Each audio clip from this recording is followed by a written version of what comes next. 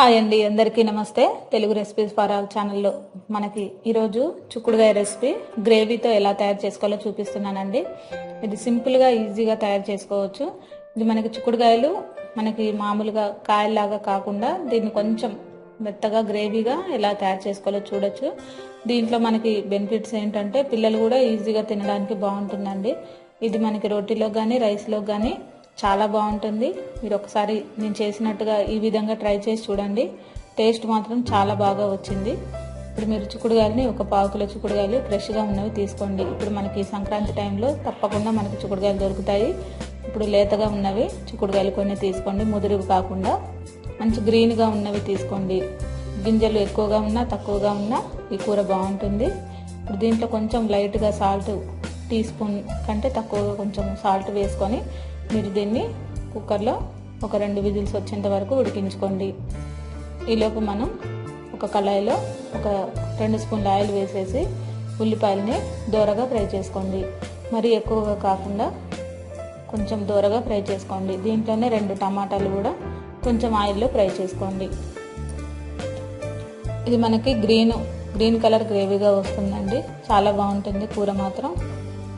దీంట్లోనే ఒక చిటికెడు పసుపు కూడా వేసి మీరు ఈ ఉల్లిపాయలని టమాటాలని కొంచెం ఉడికే వరకు, అలాగే అంటే కొంచెం పచ్చివాసన పోయే వరకు మనం ఫ్రై చేసుకొని పక్కన పెట్టుకోవాలి. ఈలోపు మనం మిక్సీ బౌల్లో కొద్దిగా ఒక చిన్న కట్ట కొత్తిమీర, అలాగే ఒక 4 పచ్చిమిర్చి, వెల్లుల్లిపాయలు ఒక 5-6, 1 స్పూను జీలకర్ర, దాన్ని గ్రేవీగా మిక్సీ పట్టుకోండి. అలాగే ఈ టమాటాలు ఉల్లిపాయలను కూడా మిక్సీ పట్టుకోండి.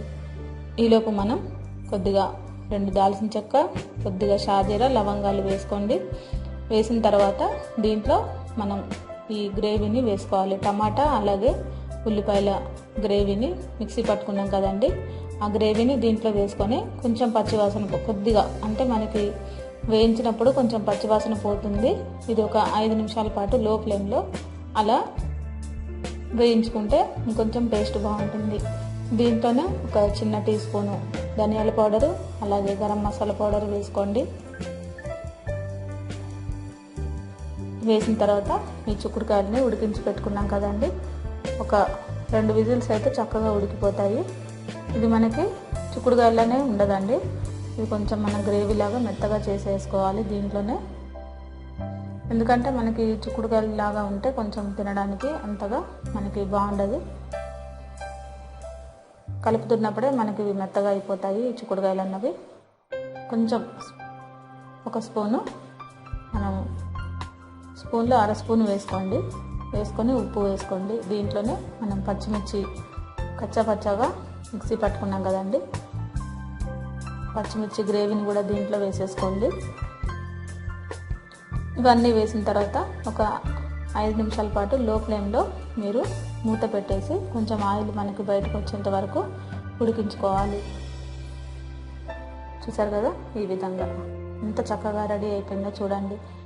ఈ గ్రేవీతోని మనకి రైస్లోకి తినడానికి చాలా బాగుంటుంది. మామూలుగా చిక్కుడుకాయలు కాయలాగా ఉండే కూర కూడా మనం రెడీ చేసుకోవచ్చు. ఇదేంటంటే కొంచెం మనకి ఇలా కొంచెం గ్రేవీ లాగా మనం రెడీ చేసుకున్నాము కర్రీని. ఇది మనకి చపాతీలోకి సూపర్గా ఉంటుంది. అలాగే వేడివేడి రైస్లో కూడా తినడానికి చాలా టేస్ట్గా ఉంటుంది.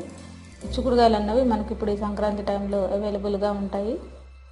మీరు ఒకసారి ఈ విధంగా ట్రై చేసి చూడండి, ఎలా ఉందో నాకు తెలుపగలరు.